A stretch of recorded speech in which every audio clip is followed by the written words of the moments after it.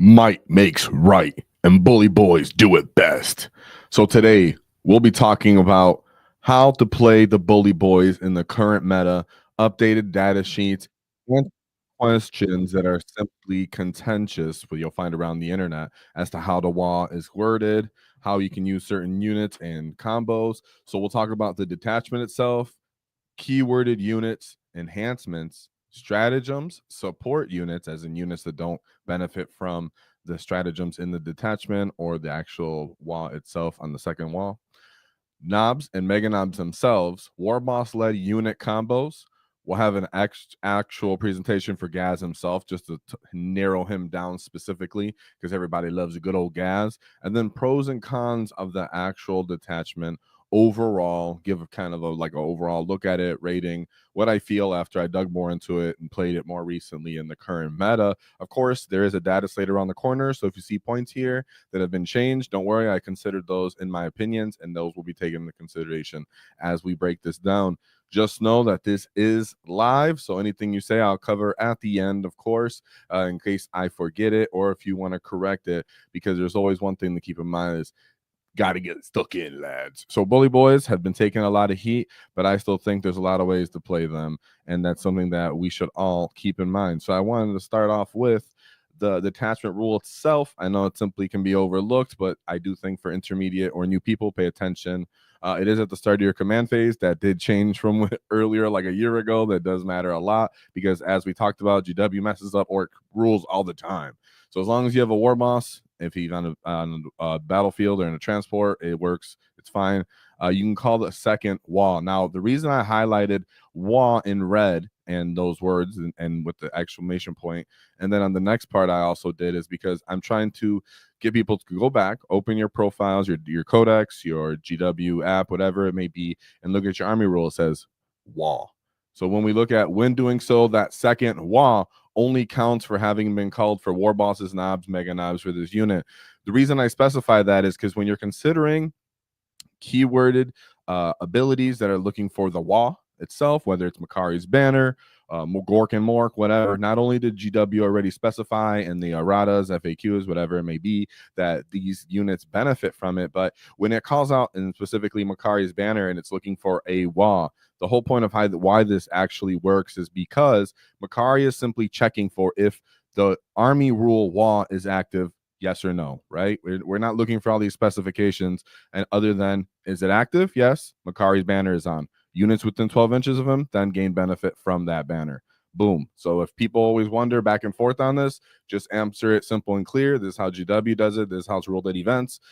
Make sure you get your second wall properly, but keep in mind, it's only for war bosses and Nobz and Meganobz units. So really it's just your war bosses are going to get it, and your Meganobz can't really choose which wall goes first. It's your overall everybody wall, and then these exclusive units. Now my first takeaways, very restrictive choices, though we will try our best to diversify it today. Then of course second wall is awesome, but even the second wall feels a little bit restrictive. But how will we get around that? We'll discuss what I do with that. What does the detachment actually want to do? When I take look at the units, the detachment stratagems, and then support units that we'll add into this, maybe mention some of the archetypes that'll go around here. We can kind of unpack on what this detachment wants to do. Similar to Warhorde, but not the same. All right, similar to the Hunt, but still not the same. And then all lists revolve really around three keywords: the Nobz and the war bosses. So whatever you do, you're going to lean really heavy into that direction because there's not too much creativity there. But another thing you can lean into is, of course,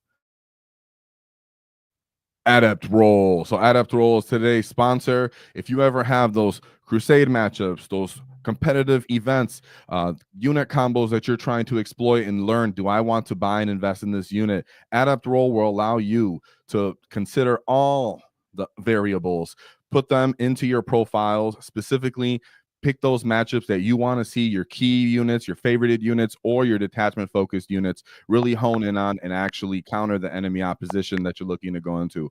Adept role allows me to choose whether I need to go based off just math hammer or what's in my WAAAGH soul. Because ultimately, at the end of the day, when you're looking at the practicality of this unit, some of the math does need to be taken into consideration, and things do have preferred targets. So if you're a new player, intermediate, or experienced, understanding what is the preferred target of the unit and how you can get it into play with line charts, graphs, and so much more, Adept Roll is the way to play. Because we love our bullet boys too. So thank you to Adept Roll. Now, I jumped right to the next one, right? Let's go into the Gitz with the keyword now that we looked at the actual bosses watching detachment rule. So with that being said, let's go over it real quick. I know it's simple, but hey, people got to know. People got to know. We got the Beast Boss, simple Beast Boss. He is someone that's still looked upon this. Honestly, he might be the S tier unit in the Codex. We got Beast Boss on Squig and Mazrog. Now, like I said, they do have point cost possibly coming around the corner, whatever it is. So keep that in mind. This might be more appealing after this talk. Def Killer Wartrike, who's very specific on what he's trying to do here in this attachment. Ghazghkull Thraka. Like we said, we have a slide for him. A Warboss in Mega Armor, Nobz, and then the Meganobz, of course, they go 70, 105, 175. These units may come down in cost. All in all, not too much versatility here. We'll talk about, like I said, who they can combine into, they can join, and how they're going to be played on their own. Then we go into the enhancements, right? So let's start with the big infantry model. Warboss unit only. At the start of the fight phase, select one enemy unit within engagement range of the bear. That unit must take a battle shock. When doing so, subtract 1 from the result. Typically, not too often brought. Does matter in certain matchups, smaller gameplays when you're getting into those kind of edge of the table skirmishes, those big swingy moments when it's really that first time to get stuck into the hardest enemy unit. It can matter, and you might get to it at those weird point cost variables. But ultimately, not too reliable to put into your list or necessary, yet it does have its benefits, right? If you can just get someone's stratagem to turn off for one of your Warboss or Meganobz units, that'll be a great difference, but not too often brought up typically. Another one is the biggest boss. Warboss model and only.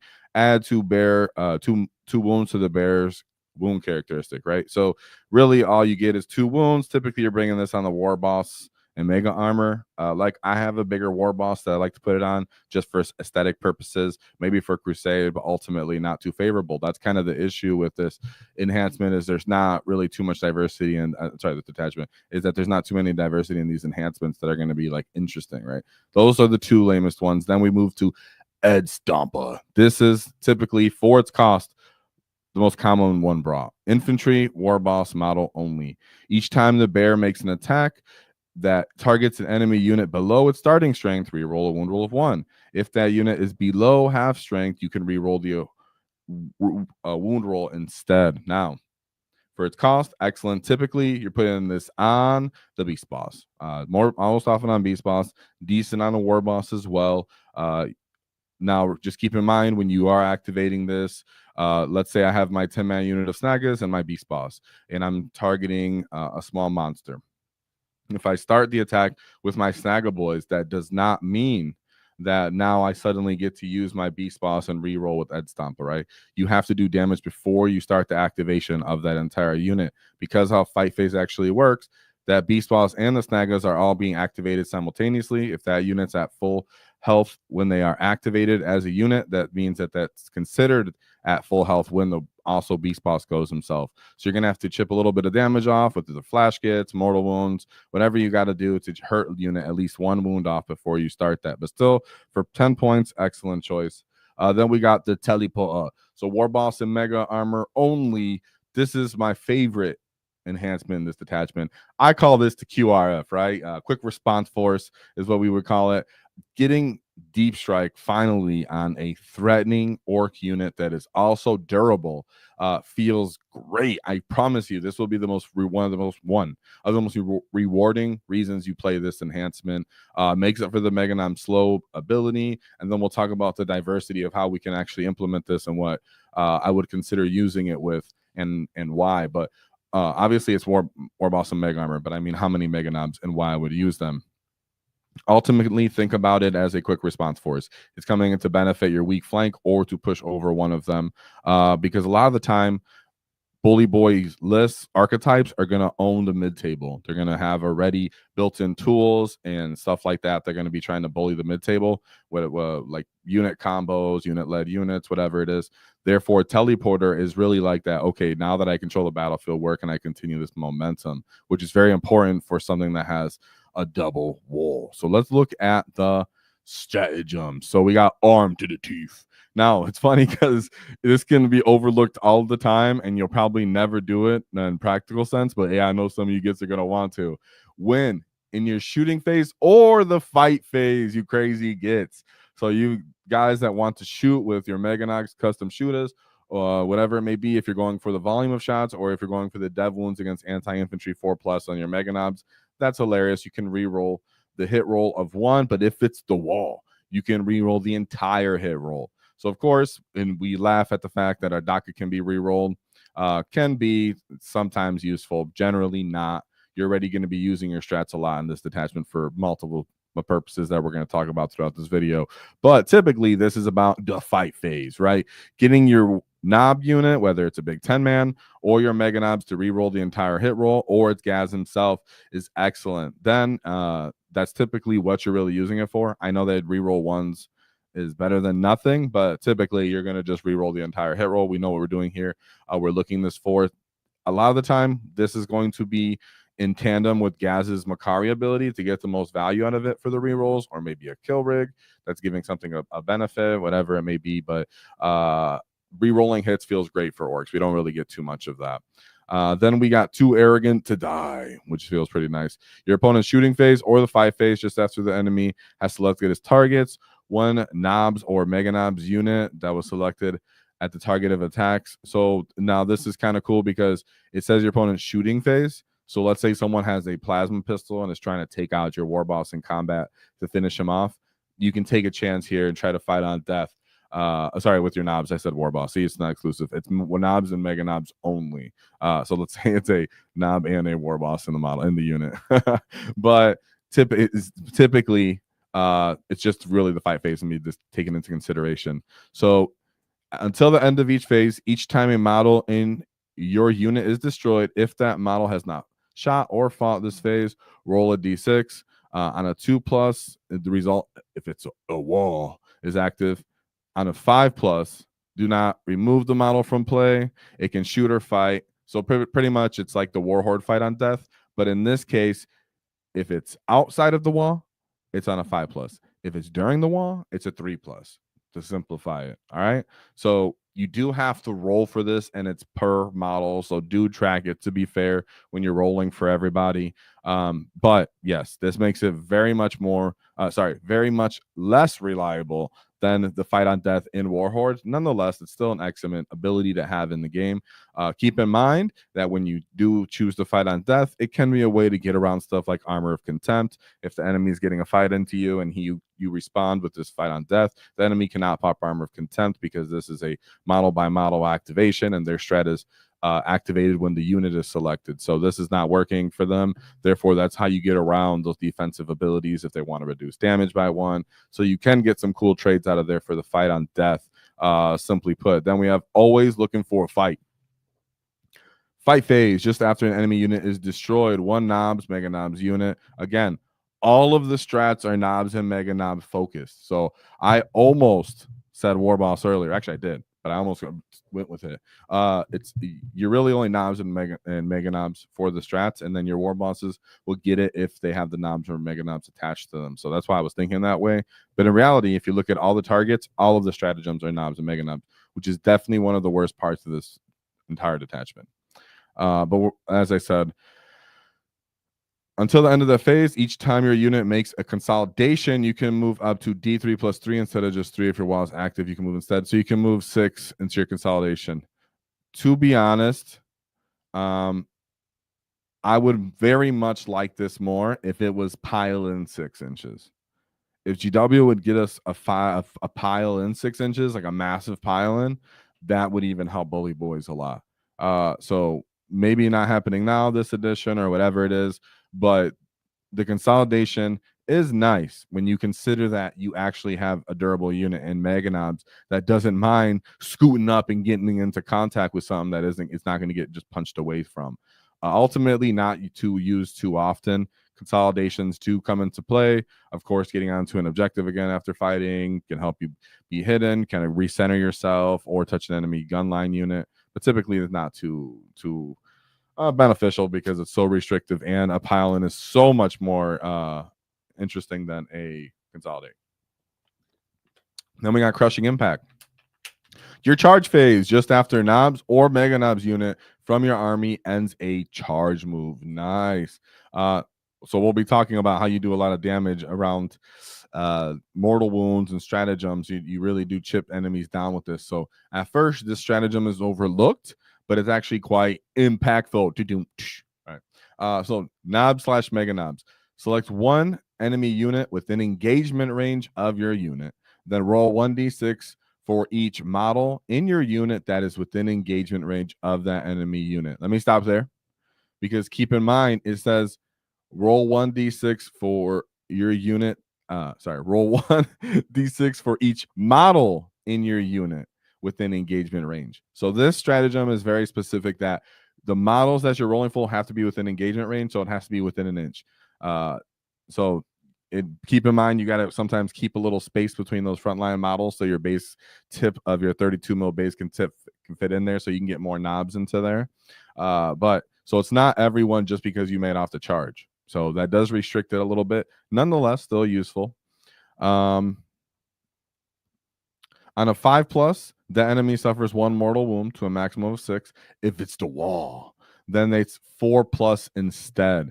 Very much underrated stratagem, in my opinion. It can help clear enemy screens so that when you pile in, you can touch what's behind them.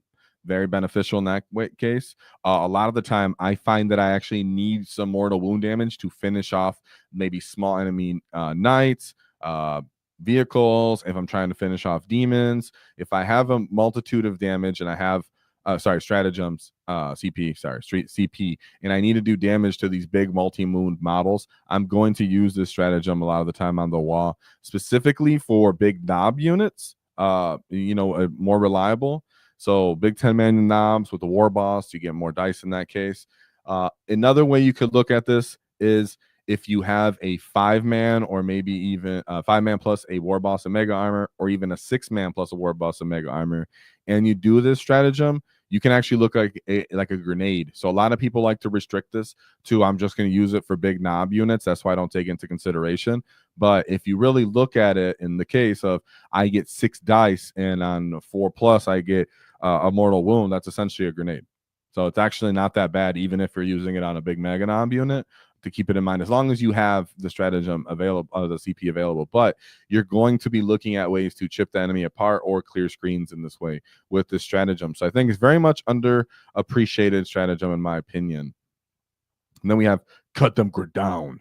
Your opponent's movement phase just after an enemy unit is selected to fall back. This is one of my thematically favorite stratagems. Very circumstantial, but very fun. 1 Nob or Meganobz unit from your army within engagement range of an enemy unit. When the enemy unit falls back, all models in the enemy unit must take a desperate escape test. When doing so, if the wall is active, subtract 1 from each of those tests. That means it's on a 1, 2, or 3, the enemy unit just simply, boom, dies. Enemy model just dies. Dead. Doesn't matter how many wounds it is. Doesn't matter if it's character. Whatever it is. Gone. Dead. 1, 2, or 3 if he falls back from you. So it feels really good when they have a lot of models or multi-wound models that you ended up consolidating into. So you can see that Cut Them Down very much goes into into line with the consolidate 3 plus D3 or flat 6 on the wall as well. So a lot of these strats are very restrictive to certain units and the wall themselves to actually make them work. But when they do go off, man, it feels really good. Like I said, this stratagem, this detachment is very CP intensive all the time, because even the combos you're trying to put off between the strats are relying on the CP. Then the damage is relying on CP, the mortal wounds, the screen clearing, sometimes a lot of different stuff you're going to see going through here. We're talking about CP. So even though I'm talking about it, I'm very much aware that you're going to have to be CP managing because you can't do all of this. Can't do all of this. So it sounds fun, but then it comes down to the practical aspect of being able to do all of this and having the CP to do all of this. Speaking of, we have hulking brutes in your opponent's shooting phase. Pretty much it's just armor of contempt. It's only in the shooting phase though. Worsen armor characteristic by 1.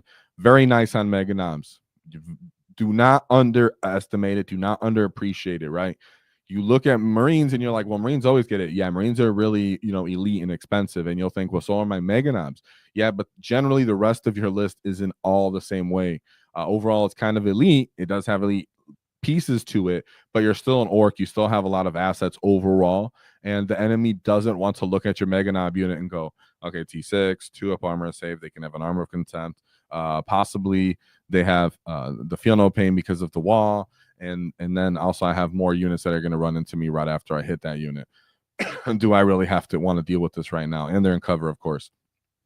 It matters. And when enemies are trying to look at unit prioritization, if they can take this out, if they have to take in consideration, it makes it a big deal in the unit investment on them so that you can now counteract with the wall, right? This is where the Big Mac with custom force field can even come into play, where you have stuff that comes out to stand on your natural expansion, and when the enemy goes to shoot at you, well, some of their stuff's going to be taking on the 4-up invuln from the custom mega force field, and then any of the small arms, you can reduce armor penetration by 1. That'll get more investment on the enemy gun lines to try to dig you out, which sets you up more for a wall. So this stratagem shouldn't be underappreciated, even if you don't even pop it. Just letting the enemy know about it makes a big difference in their resource allocation. Speaking of resource allocation, let's talk about the support units. So we have the Tank Busters. Tank Busters are the newest iteration to this ever since I did the last video. Even though I do have some different thoughts and development on what I prefer on these lists and my Bully Boys, Tank Busters are one of those that is contentious, and I didn't find a direct answer if I always wanted to bring them or if I never really did. This seems to be a very much a character preference unit and maybe even a meta dependent list, right? Nonetheless, having Tank Busters sets you up for 1. Respect from the enemy in the gun lines, right? If you're playing on GW terrain and you can just set up in the gun lines against your against your Bully Boys units, a lot of the time they'll disrespect you in that way, lock down those gun lines and start just popping your trucks, taking away resources too early, which sets up both your walls to just not have enough momentum and steam. So Tank Busters allow you to control that. They allow you to threaten enemy in the other phases, even in enemy elite infantry, but they do go into the elite cost factor of this list, which goes into the second unit that I have here on the support is the mech. So we have talked about using trucks and firing deck support. This can be a combo consideration where you bring Tank Busters plus a mech to give support firing deck, kind of like a mobile bunker to assist your Bully Boys units. This does again become a archetype dependent kind of preference or style, right? Because then you might run out of melee punch combos if you bring too many Tank Busters or put too many investment into these Tank Buster truck combos. So really it might be 1 truck, 2 Tank Busters, 1 mech. Poke some, you have mobile rockets in that phase, so you can threaten the enemy units and then get them out, focus fire something down, and then they're still Nobz at the end of the day. Now they don't have the Nobz keyword. GW sucks for that, but they have the Nobz quote unquote data sheet. So that's one little combo of support units that you can consider. And Tank Busters, if you don't put them at all, that's totally fine. But they does become I go from having 5 melee combos maybe to now I have maybe 4 because I have to burn some of my points into these Tank Busters. Then we go into the Weird Boy.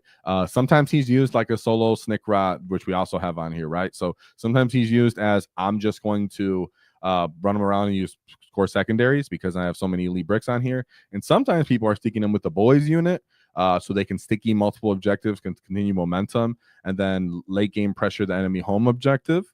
So that's something to be considered. So Weird Boys aren't to be slept on. Then we have a Snick Rot. Like I said, from the rumors, he might be coming down to points or he might stay where he is. Nonetheless, he's taken into consideration again because of his loan out specifically. Now, a lot of people watch other channels, and I agree with them on how the utilization of a loan app and how it can be used to draw enemy resources to you to 12 within 12 inches so you can counter them.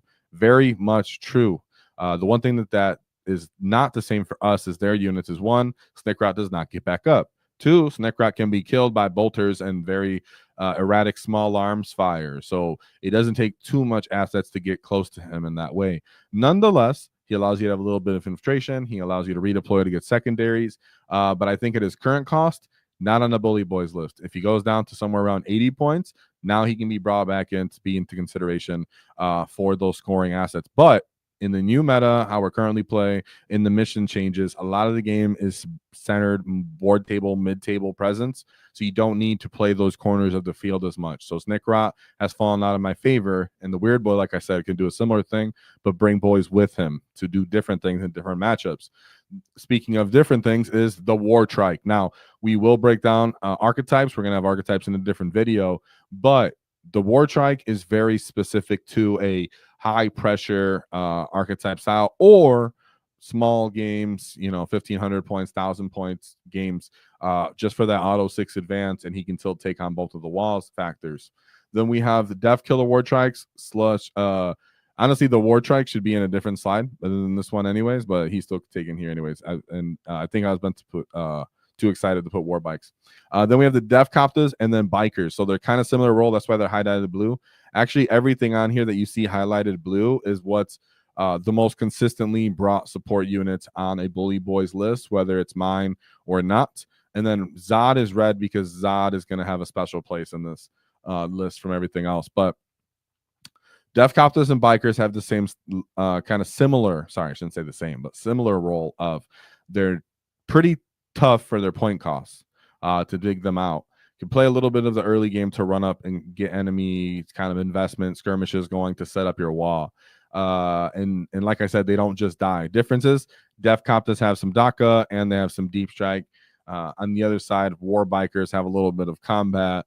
And a little bit cheaper. Now, I'm almost in favor more of Def Copters currently where things are at.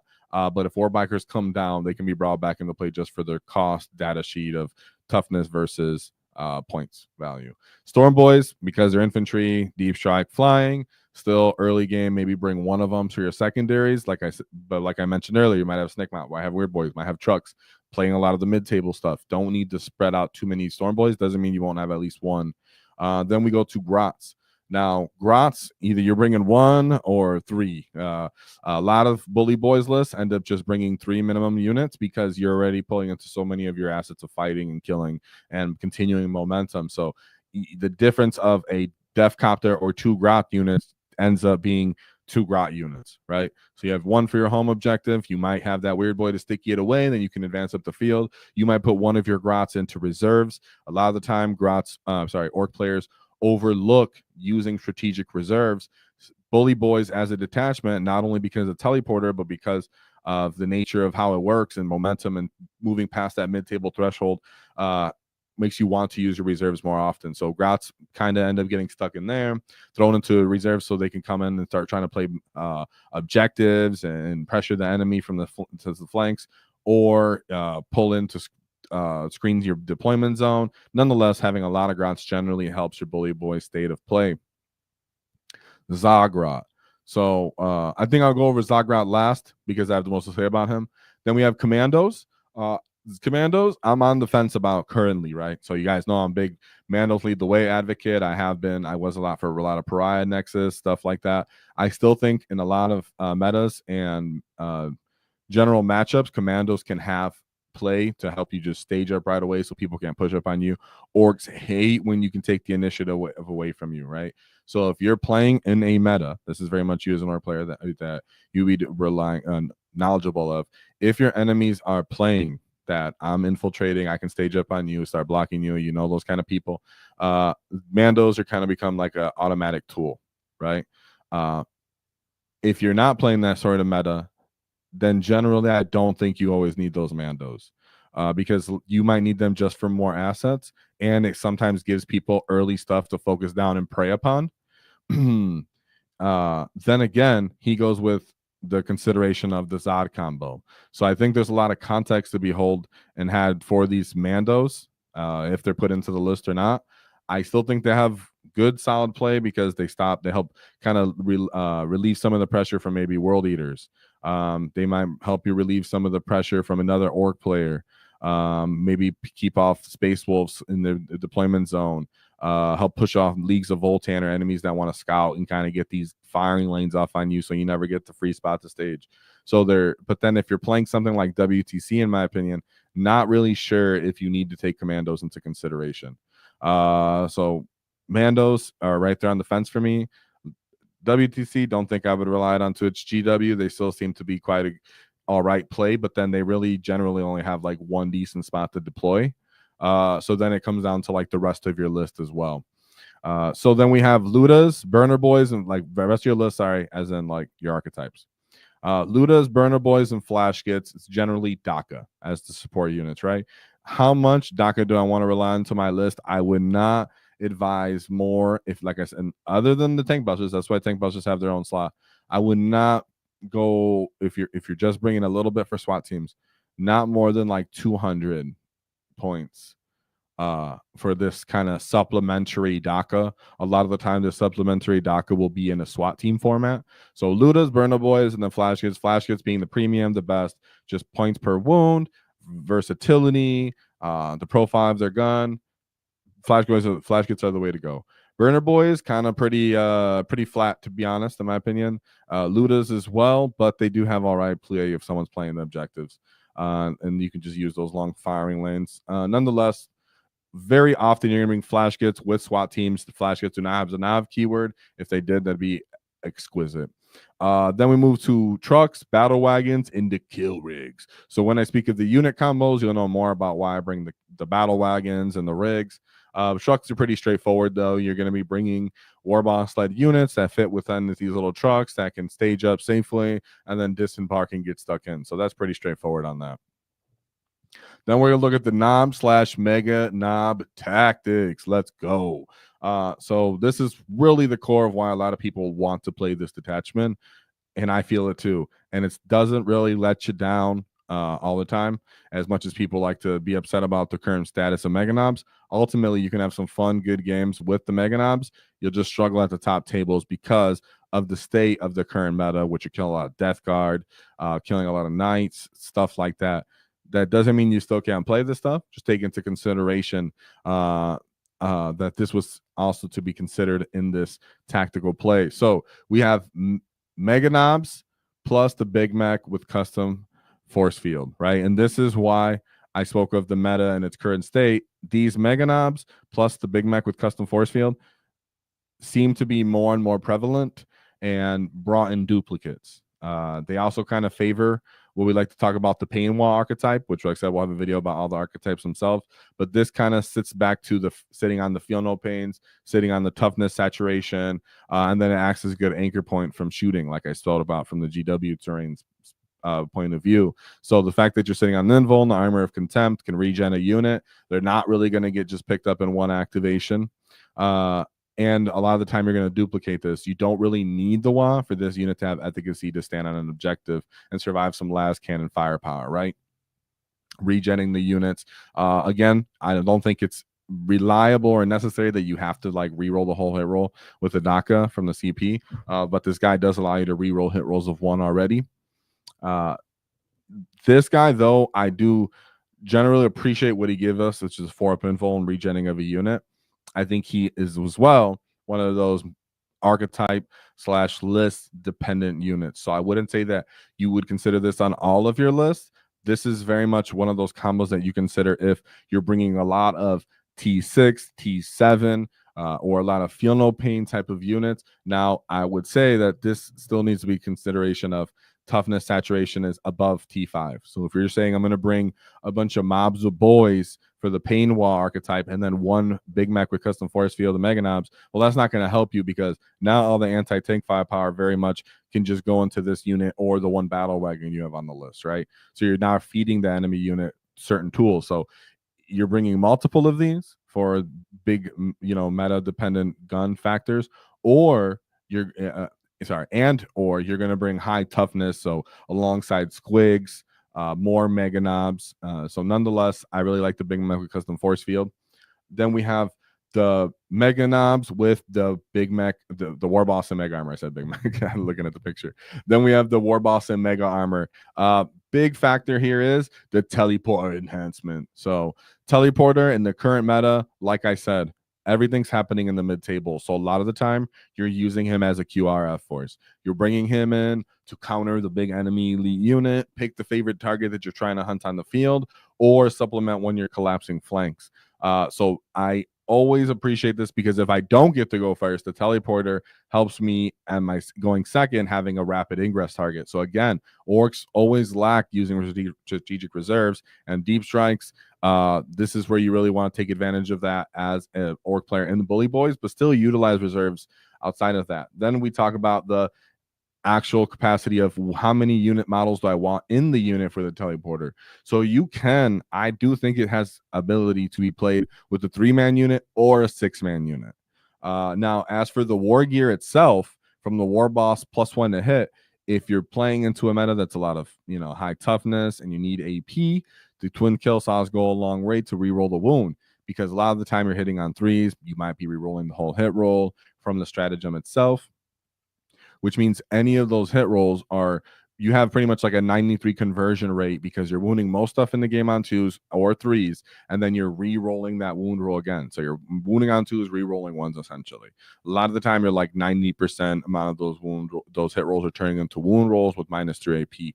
But a lot of the meta does have invulns, 4-up invulns. In that case, you might consider 1 kill saw arm and 1 power claw arm in this unit, which you're playing with the war boss and mega armor. That way you can choose your preferred that profile into that specific style. Then we have what I've been utilizing and actually appreciating, which is always slept on and not really mentioned or considered too much, is the solo Meganobz unit, right? The Meganobz unit that doesn't have a leader leading it. No leader, no Big Mac, no war boss, nothing. This is good for the early WAAAGH. Now, we'll be talking about the early WAAAGH and how that's played out, but with other units that it's played out with. But when you are covering that distance, when it's that go time for that first one, everybody gets it. Typically, you're trying to tag and touch a lot of the enemy units, not just kill them, because keep in mind, this is not the same as Warhorde, where that one WAAAGH is backbreaking, right? So it's really about setting yourself up for the secondary WAAAGH. In this case, but in that case, you can't put too much high point value assets on that first WAAAGH, because the enemy can selectively choose that very elite high profile unit, take its high profile unit, focus it down and nail it off the field. Therefore, it's not really a good trait or bait or anything like that. In that case, the enemy is just able to take out your strongest target early in the game. So that's where the solo Meganobz unit comes into play, because it still lives off the biggest factors of this detachment of, I have a 5-up feel no pain, I have actual armor saves, I have feel no pains, and this one unit can take advantage of the stratagems during this part of the game for this early WAAAGH. That means if they have a moderate good trade kind of skirmish unit, big unit of blade guard, some kind of dreadnought, some kind of low high toughness, low investment point demon engine or vehicle unit, this solo Meganobz unit can run in there, start getting stuck into the fight, possibly one-shot the unit with enough CP investment and maybe a little bit of support from other units. And then that is what draws out the big enemy investment unit. Then you can reliably utilize your big secondary WAAAGH to nail them with your big killing unit combos. So I'm really much in favor of this no Meganobz led unit. He also allows you to just bring more stuff, right? It just brings more stuff. A war boss and mega armor or a Big Mac are both about 90 points at the current time of this recording. Therefore, those are big point cost investments. You can bring another whole unit of boys. You can bring, now you can have access to another transport. It might let you bump up to a kill rig or a battle wagon, maybe bring a second tank buster unit. There's so many different variables into having enough stuff on a Bully Boyz archetype, where if I can remove one of the leaders from these 3 Meganobz units that I'm typically bringing on this list and this detachment that I'm leading on, I've been enjoying having just no leader Bully Boyz unit or Meganobz unit. Then we have the Nobz squad side. This is honestly very much list dependent. I know that seems like a blanket statement, a safe place to say it, but no matter how you cut it, Nobz at the current state of the meta, because of their AP and their damage 2 and hitting on natively 4s, it only being strength 9, it still doesn't put them at that ideal spot of I need to bring Nobz on my Bully Boyz list. Like I need to bring X amount. I can't give you a set amount of I need at least 20, I need at least 10. Your list might be fine with just 5. Your list might be fine with 15. It actually does depend on what else is on your list, which we'll talk about as we talk about these other combos. But the Nobz are the flex unit, right? If the Meganobz are what you're leaning, the backbone of this detachment currently in this meta, then your Nobz are very much your list dependent flex of, well, how many points do I have once I bring the Meganobz and my scoring assets and the characters that I prefer in the archetype I prefer? Okay, then Nobz. All right, so that'll matter more when we unpack this, and I can go back to that. But we have Nobz plus the War Boss. So whether typically this can be looked as a 5-man unit of Nobz and War Boss being brought. So it's typically a skirmishing unit where it's like, well, now it's that first WAAAGH, the enemy has brought out their elite power armor units or their one baby knight, for example. I need to get a good trade out of here. I'm going to re-roll hits on this unit. I need a small profile that gets out of a SWAT team truck. Boom, Nobz are where it's at. War Boss quite reliable. Love that. Always reliable kind of combo throughout the whole Orc Codex. Ultimately, it's kind of squishy though, right? Even if I bring a 10-man unit, now it's very much about I have to make contact with this big brick and the big War Boss. So it does take a lot of risk for the reward in this. Still kind of squishy, especially in this meta, even with the built-in -1 to wound. But it does give you the volume of attacks that none of the Nobz really just fail, the Meganobz really fail, and none of the stratagems can actually take advantage of, right? So re-rolling the entire hit roll is what I'm talking about specifically, really only is appealing for this big 10-man unit of Nobz. Like at its peak, most appealing if I'm going to match it with Ghazghkull's Makari banner, for example, right? So it's like that's the benefit of it. And like I said, the stratagem of I can do mortal wounds on the charge, impact charge. These are the benefits of the big 10-man unit, but I can't necessarily say it's what you need for the meta currently. So a lot of 5-man units in this case being brought, which goes with, like I said, list dependent. Then we have Nobz plus either a weird boy, a pain boy, or a big mech. I will say it's a flex, as in if you're down to maybe one Nob unit on this list and everything else has a certain identity in its archetype. So a pain WAAAGH or a pressure WAAAGH where there's duplicates of other data sheets with certain combos. Well, this Nob unit might become very job specific now. It might be my QRF unit where it attaches to a weird boy and I start supporting sides of the field alongside the big mech and mega armor because I want some speed and I couldn't pay for a transport. It might be a pain boy because I have a big 10-man unit. I'm going to re-roll the hit anyways. I want to have even more feel no pain to supplement this pain WAAAGH. That's a flex that's not really oftenly brought, but it works.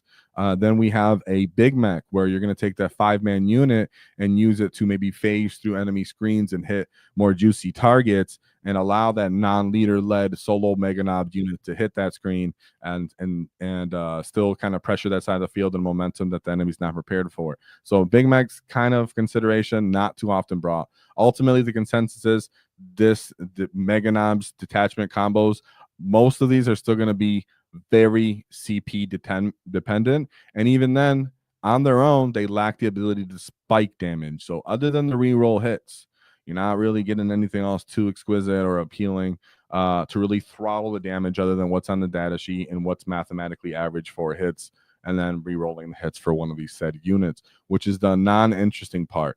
The interesting part is you're actually taking saves with these tactics and these orcs now, and you're actually able to kind of set yourself up for a second wall while kind of taking the mid-table risk of let's bang it out and play, which is what's really appealing about the detachment as well that I found to like, right? Is I have all these stuff that's actually able to get kills in, get across the battlefield dead zone, but then also now bait the enemy targets. Enemy valuable targets. So then we move to the War Boss tactics, which a lot of the time, this is where you actually derive your archetypes from, like the rest of your archetype from.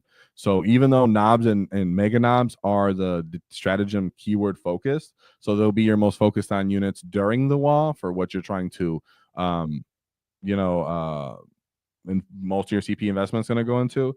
The War Boss tactics are kind of actually how you're going to design your entire list.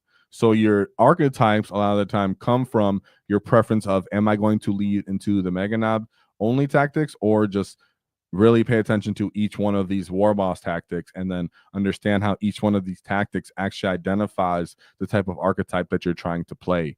So the war boss tactics are actually kind of like the spinal cord of the Bully Boys, because everything kind of builds the rest off of this. So some of the things that we'll talk about here will be the Breaka Boyz. So even though the Breaka Boyz might be the only minor exception to what I said, Breaka Boyz come into play because, one, they didn't exist on everybody else's Bully Boys videos that exist currently on the internet, because they just came into play and nobody's talking Bully Boys anymore because they're not interesting. But they do bring special damage 3 that we really want to see into this detachment. Now, what I will say is, a lot of the time you're delivering one of these per wall, or maybe one only throughout your whole list.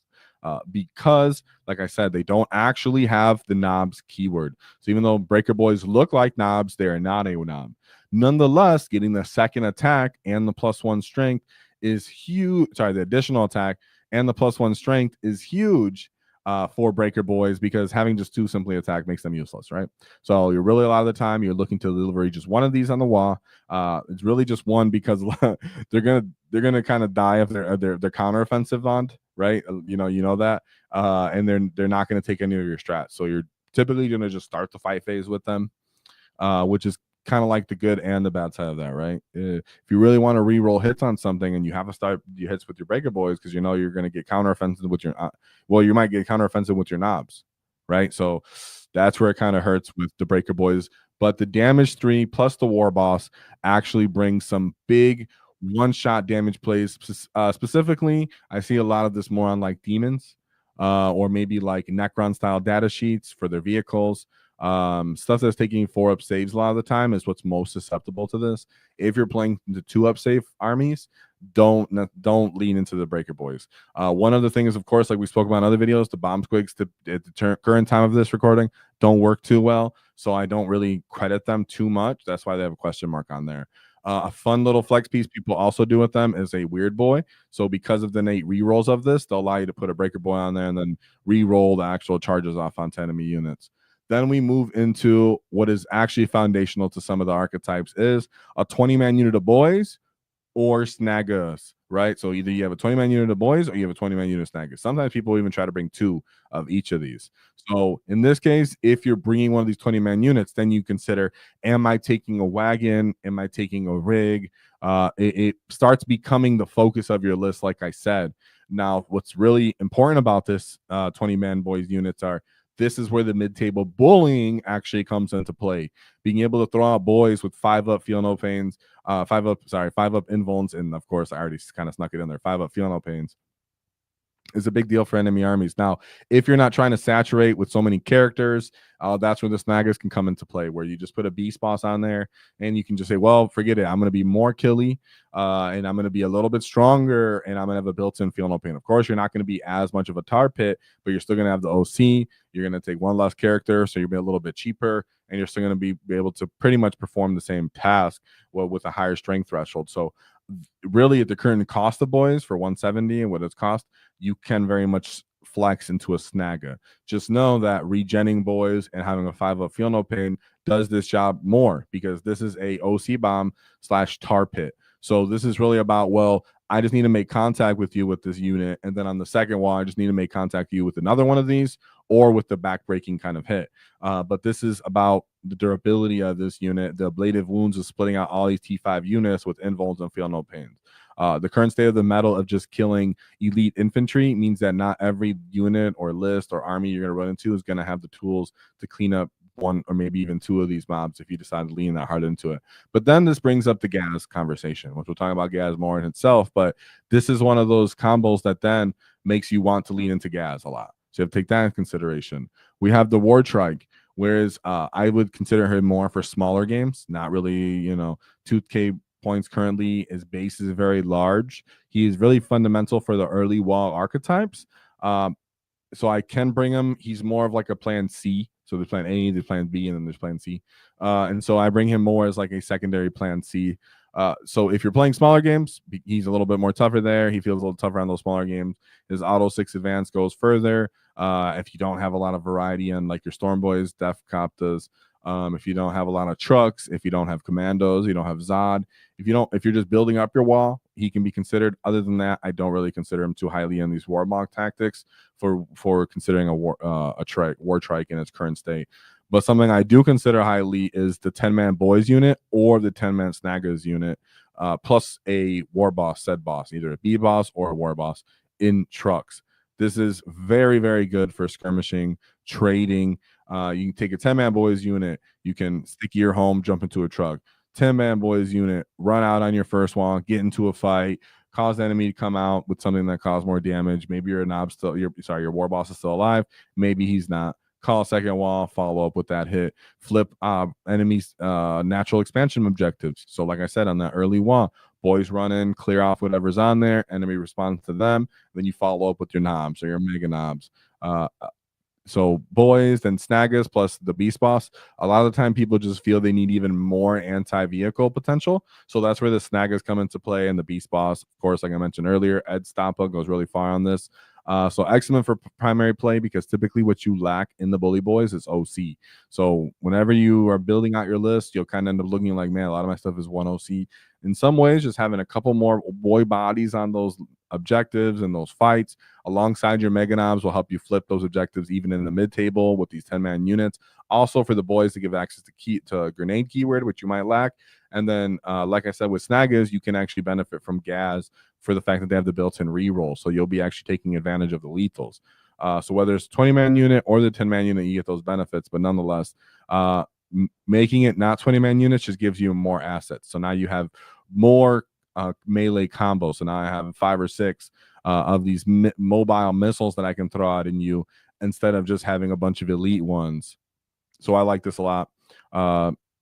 Very fundamental and often brought. And like I said, this is another one of those archetypal kind of lists, though, because if you start bringing a bunch of these, then typically you're putting other transports on lists, because you're duplicating it with these boys and mob combos. So then it might be, well, I have 2 more trucks or another truck, but then I have more of these SWAT team combos, staging out, jumping out units that are trying to do it. So then that in itself becomes a combo. You're not going to be sticking too many of these 10-man units plus these 20-man units on the same list. That's not how that's going to roll out.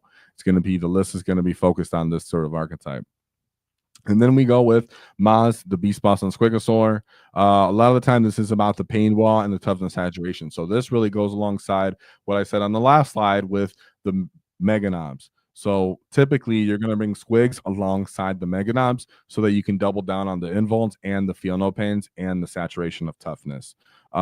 That's where you're going to see this a lot. Now, you can consider it if you're bringing a lot of trucks and kill rigs, because again, none of those things are 2 points efficient for the anti-tank that's going into them, and they might draw those anti-tank profiles away from your Squig Hog boys.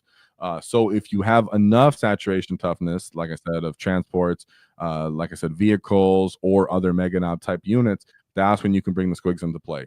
If you're just trying to bring Squigs into play because you want them and you just only have trucks on the field, well, then your Squigs are going to get kind of quickly focused down as well, because trucks aren't too tough. So typically one activation might pop a truck, and then everything else can focus on those Squigs. So you need kill rigs and trucks and probably Meganobz. And or Meganobz, and then alongside your Squigs for that enough toughness saturation. But what about Gaz, right? Pros and cons, just to run through them really quick, and some of the combos, and we'll talk about why you would play them and why you like them. But ultimately, Gaz is one of those pieces that is kind of player preference because of the point cost, his profile on the actual battlefield. A lot of time I see him more brought on GW terrain. Don't think I've actually really ever seen him brought on the WTC terrain. He's too slow to kind of clear those walls and then also choose his interactions of combat. So that's one of the cons. But the pros would be 12-inch aura of Makari. That's honestly the very, very, very most important and fundamental reason why you're bringing Gaz. Sometimes people joke around the fact that Gaz is actually Makari's bodyguard, because it's all about keeping Makari long enough alive so that you can get value out of his banner. So the second wall does take his banner. Don't question that. I mentioned that on the wall earlier video, wall section, detachment section of this video. But Makari's banner sometimes becomes the actual focus of the entire list. So if you're bringing 20-man units of Snagas, if you're bringing 10-man units of Nobz, it's really much a lot of the time, often because you're relying on Makari's aura to push you through those damage with the damage spikes with enough damage, because that's something this detachment lacks. Is because you're not spiking from Warhorde and you can't kind of push through that. No additional AP, nothing too interesting on additional damage, but you're flat damage too. It's not many rerolls other than that one strat. No, nothing other than you really get access to Gaz's, Makari's lethal banner means that your whole list becomes focused around Makari's banner, which is the pro, because that's what you want if you're bringing a Prophet of the Wall. So, like we mentioned when the combos earlier, that's where you would bring Gaz for some of those I mentioned earlier. Then we have mid-table lockdown, right? So when you do have Gaz and his said Bully Boyz entourage, and then you also generally have an archetypal list that's benefiting that is built around him, that's generally going to just hold the mid-table for those 2 turns that you're calling the wall, right? So then it comes down to the timing of those walls and when you're actually pulling those off, because when Gaz and his entourage and those mobs and archetypes that are built around him make contact with they generally have to touch something on that first wall. Sometimes Gaz doesn't, but his mob entourages do, to actually get enough value out of calling that wall and living off that 5-up invuln, so that the enemy has to focus on them. Because if the enemy can just ignore you and whatever called the wall in that case that is revolving around Maz, then you did it at the wrong time and you built your list incorrectly and Gaz was not used optimally. So ultimately, though, he allows you to focus on the mid-table and then focus on the entire of your list, and he gives you the only damage throttling potential. So if you're playing into, people like to put big demons all around your meta, Tyranid monsters running around your meta, that's where Gaz comes in and he goes, all right, Norn Emissary, you want to check, you want to get a stat check? Here comes the stat check. Whoa, right? He runs up in you and gives you that potential. So then we go into his cons. Generally, he's really freaking slow. So the difference between him and Warhorde and Bully Boyz, other than the fact that he gets to wall twice, right, is the fact that to even get into contact with that first wall, a lot of the time you could pop Here We Go, which would give a lot more mobility to Gaz, what he doesn't have in this attachment. So then you might consider a battle wagon where you throw him in a battle wagon, but then that doesn't fit on the WTC terrain, and it's easy to kind of get shots off on the GW terrain. So really, how much more mobility are you getting from it? So then it's really just moving him around the field. He can get shot, start losing Meganobz. Then you have to pay for more Meganobz sometimes, so it kind of can get out of hand because of his lack of mobility and his huge base size alongside his lack of mobility. He also gives you less assets on the list. So like we spoke about earlier, if you're paying into a certain archetype, some of them have very, very low assets of I'm just paying a bunch of mobs or a bunch of pain style elite infantry bricks. And if you have Gaz built into one of those archetypes as well, then typically you just don't have many activations or assets anymore. He's only T6, and people do know how to get around Makari. So that does become he's not really that durable unless it's the right matchups. And like I said, the enemy has to fight him on his terms. That's really the only time he's really that kind of tough. Other than that, he's kind of squishy for 235. I'd like to see him come down like 15, 20 points. And the Meganobz alongside him, because you're always paying for the Meganobz, because you need the Meganobz for his actual reliability on damage output, right? You want that +1 to hit and that +1 to wound from him. So even once they lose the bodyguards, Gaz really doesn't feel that good anymore. And then he's just matchup dependent. So there's just some armies, like maybe Eldar, for example, so it's probably my favorite matchup, my example, or GSC, for example, where people just aren't going to have just like a big, ideal target for him to run into, and he's just going to get mobbed in like a tar pit, or he's just going to be making contact with cheap units until he just gets dissolved. So enemies are built to kind of kill his kind of unit style. So a lot of the time people are going to have kind of fishnet to hold him back while they pick him apart. So as much as I do love the Prophet of the Wall, I find him much more appealing in Warhorde than Bully Boyz in the current state of the meta. Doesn't mean he can't be brought. I think he does work in certain paywall archetypes sometimes. But generally, Gaz is just taking away a lot of your stuff, and currently the meta is designed to kill that. So I might leave Gaz home for a little bit, unless I'm just starting out my bully wall, then I'll bring him just so that I have more ease of play. But Gaz is not in the ideal point cost or ability to kill, to be honest. I like to see him with -4 AP even in this current meta. So Gaz, though Makari is awesome, and the real reason why you bring him, Gaz is my boy, but just not doing the job in the Bully Boys just yet, even though he can be beneficial in certain archetypes. Then we go into the pros and cons of the actual detachment, right? So pros, you actually have durable orcs. You actually get saves. Actually have feel no pains. You can build your list around that. You have double the wall ability, so you actually get to advance and charge all game. Obviously, you get more attack. So the units that don't have actual output outside of the wall finally feel like they can do something early game, and then on the second wall, you kind of give it the delivering blow. So in this detachment, your wall is actually more acting like a big outreach with both your hands, maybe like a bear hug or kind of like Wolverine's kind of get over here kind of aspect with his grasp, because your first wall a lot of the time is just to hold and set the enemy in place for your kind of jaw splitting punch a lot of the time. So though you do want to kill enemy scoring assets with your first wall, which is what this detachment gives you the ability to do, right? So if you have those kind of fast jumping out assets, if you have those very important trading pieces, which is honestly, I think I didn't go into it enough, with Zod, right? So Zod is something I mentioned about in the support unit. Zod has extreme purpose with your first and second wall abilities, right? I know a lot of the time I push him on the channel. You can find his videos on the playlist on how to use him. Ultimately, the most value you get about that first wall does come from Zod, because you want to run out and touch and deal with enemy units, get crossed that mid-table barrier.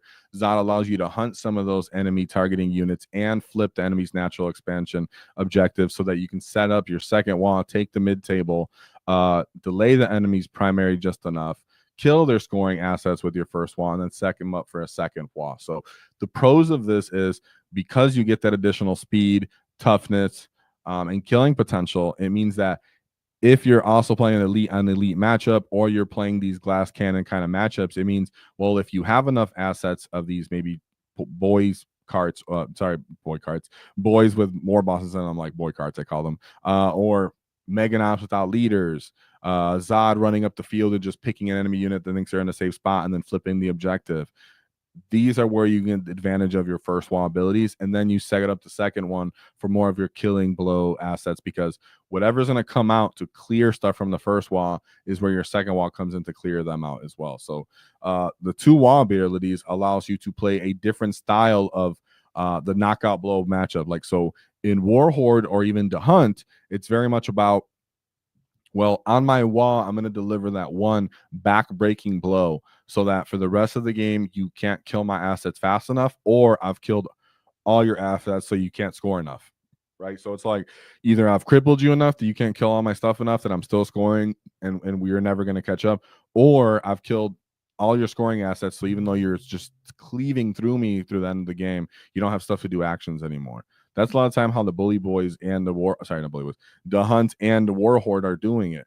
But for the Bully Boys, for the double wall ability, this allows you to be a little bit more surgical with the factor of, I'm going to call my first wall, make contact with all your scoring assets, break that first half of the line barrier, hold you in position, and then come in for the second wall to give deliver a more killing blow on your elite units that you used to dig out that first wall kind of set up army. So the two wall abilities allows you to play more of a 1-2 hit combo than a one punch combo. It allows you to impose your will because of what I just mentioned earlier with the double wall potential of, well, the enemy knows you're going to be able to close the distance and make contact with them earlier and actually choose the terms of the fight instead of just waiting for that one where they're pre-measuring you for the first two turns, killing a couple of your little scoring units, chipping away at your assets, and then just staying at that pre-measured safe destination with all their valuable ones. In this case, you can kind of dictate some of the terms and pull the enemy out to play, or let them stay in their own deployment zone, fight them to the death, lose all your assets, but then just leave them in a position that they can't score. So the unique style of elite pressure that this list brings between Zod, or if you're bringing a lot of commandos, or if you're bringing just mobs of boys, if you're bringing a pain wall style, all of this still has the factor that you're an orc. So generally, it's a lot of wounds that are in your list, ablative wounds, because a lot of time you still have a lot of bodies, or you just point for point are still cheaper than what other elite enemy infantry units are. Therefore, if the enemy doesn't prioritize target priorities correctly, and you choose your conditions of fighting, whether they're on the objectives or past that mid-table threshold, then you're more likely to actually flip the actual scoreboard and win based off that, not just killing everything on the list, which is similar to what Warhorde wants to do, but different in the factor that it's a 1-2 hit combo with a little bit more speed and a little less oomph. So then we go into the cons. Very CP intensive to do damage, because you're really much relying on the reroll hits. If you don't have gas and you have nothing to pick, to fish for lethal, so it's just rerolling hits. Everything else comes to, I'm trying to do mortal wounds, whether it's impact charges, grenades, tank shocks, secondary firepower that I mentioned earlier, but CP intensive to just do damage, or to even do the combinations of, I'm going to consolidate into an enemy unit and then the enemy's going to fall back. So I still kind of categorize that as damage, because you're trying to get the enemy to fall back so they can take casualties. Still inclusive of, I need CP, CT intensive. I'm once phased, therefore even when I'm getting hit back, I'm going to try to fight on death. Not really that good return on it because I have to roll for them. Then we have limited detachment units, of course. The restrictiveness of this all the stratagems means that I really just have to choose of not or Meganobz to do anything. It's not interesting, not impressive, not really pulling its weight in the meta. Lack of spiking damage from everything I mentioned earlier. And then it's similar to Warhorde, but worse damage and worse strat. So sometimes you just don't, even with you deliver contact on the wall, you don't deliver the damage. So you didn't tar pit them enough, you didn't damage the units enough, and you didn't pick up their assets enough. It's just, and how the meta works currently is you can't simply tar pit with bodies. That's the issue with the Bully Boys right now, is sometimes people will think, well, I'll bring which we'll talk about the archetypes, but I'll bring war trikes or mandos and I'll just wall turn one. You can't simply jail someone turn one with these data sheets or point costs in the current meta, because of the factor of challenger cards, the nature of a lot of the secondaries are in the mid table, so they don't even need too much speed to get back into position to score them. It means that you might really be reliant on that spine cracking pressure and damage of Warhorde and those reliability of those strats to get the results you want, whether it's the trades from the fight on death, the spiking from critical 5+, the artist nails to draw out more assets. It really comes down to, well, how good am I at making contact with that first wall to get the value return out of this detachment, instead of everything else that Warhorde brings. It's very much about that first turn of wall ability that I'm going to make contact with the enemy, followed up by the second one. What am I going to make contact with to get all the return? Because everything else in Warhorde is the more beneficial, and is more linear in that way. So that's why you end up going into pain wall saturation of 5-up feel no pains, or you go into a bunch of mob boy units, or you go into a bunch of Meganobz.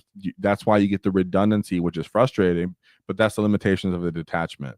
And you need that because you have to offset the straight stat buffs that you would get from Warhorde. So I really much do like the detachment, and I do understand its pros and cons, and I think it needs a little bit of help, but Bully Boyz very much does have its way to play and its archetypes. But I think Zod offsets some of this weakness that I just mentioned earlier, and Zod is the most MVP unit currently, in my opinion, that helps offset some of these weaknesses with your Bully Boyz units. Not sure if that's the same for WTC, but that's what I have to say about how to play the Bully Boyz with my makes right. So let's see what the chat has to say. If I missed anything in the current meta, I was taking into consideration what is a little bit more of the preferred targets, enemies to be killed, what's going to try to kill you nonetheless. The fact that we do have new data sheets that can be implemented to this unit, but this detachment, but I don't think that you need to fully lean into the new data sheets to get value out of this detachment. I think it's really more about the meat and potatoes of how you play your Ork Boys. So shout out to my boy Ecop for 5 WAAAGH Tactic gifted memberships. Whoa, for all the support. As always, you get very much appreciated with you. You let me know what detachment you're running, Ecop, because you've been around for a long time, you get. So can we get some more bosses in chat for this Git? It goes a long way. Thank you for all the support. It helps everybody out and helps us out to keep this going. Alongside our boy Tyler Howell with 5 WAAAGH Tactic memberships. Whoa, for the brutes that I see in his actual picture. Shout out to you, Git. So thank you very much for that support. It means a lot. It's very humbling and generous of you guys to donate. Thank you very much, Tyler, for doing that. Get some more bosses in chat for that. Of course, check out the after action reports on the content we can do out for that, and let us know what you guys want to see. Guys like you, Tyler, Ecob, and like our boy Murder Mouth, 5 WAAAGH Tactic memberships. Whoa, let us know what you want to see, you get, because you guys are the lifeblood of the WAAAGH energy in this video. So thank you, in this channel. So thank you very much to that. It goes a long way, and it's very humbling and generous of you to hook us up and hook up the great WAAAGH itself. So make sure you let it be known. A lot of the stuff I'm seeing in the chat right now is everybody just feels bad about how the detachment rolls. And I will say that when you're first figuring out this detachment, it does feel bad initially, because you don't do the backbreaking damage. But once you start taking advantage of your ability to advance and charge twice to get into contact with the enemy on terms that you generally wouldn't earlier in the game, and then building around the fact that you actually get saves and feel no pains, you can have fun with the fact that you can play a more durable focused style of Orks. That doesn't mean it's going to be the most successful, but it still does have its fun way to play, right? In my opinion, it really does. So don't sleep on it. Don't throw it aside. I tried to include the amount of Daka you'll get, how we utilize the strats, the pros and cons of those strats, the combos, the pros and cons of those combos while they're brought on the unit, on the detachment. So there are ways for you to explore and mix and match, but this is a detachment that can use some help. Then we have another one from Straw Hat Luffy. Curious to know what the boss makes of the point leaks. Is this enough in his opinion? No.